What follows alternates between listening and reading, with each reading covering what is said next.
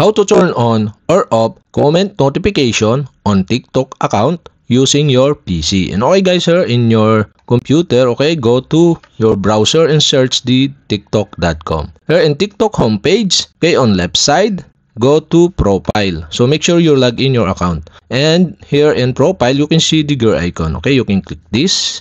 Here in gear icon or settings of your TikTok account, okay, you can see here the push notification on left side. Okay, you can click this. And push notification, you can see here the interactions. And on the right side of this, you can see the arrow down button. Okay, you can click this. And you can see here the comment. And the comment is on. So if you want to turn off the comment notification on your TikTok account, okay, you'll have to do switch off the switch button on the right side of this comment. And that's it. Okay, you have successfully turned off. And if you want to turn on again, okay, you'll have to do switch on the switch button on the right side. And that's it. Okay, you have successfully turned on or off comment notification on your TikTok account using your PC. And okay guys, if you have a question, kindly comment below. And don't forget to hit the subscribe button and the bell to notify you if I have new video. Okay, thanks for watching.